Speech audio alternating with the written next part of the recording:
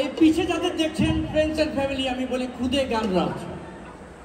তারা গত 3 বার, মানে আমি কি বলবো, ভাষায় প্রকাশ করতে পারবো না, এত দক্ষতার সাথে এরা, এই ছোট ছোট বাচ্চারা যাদের এখানে জন্ম হয়েছে, তারা কিনা বাংলা কথাটাও ঠিক মতো বলতে পারে না, অথচ তারা বাংলা গান গেয়েছে।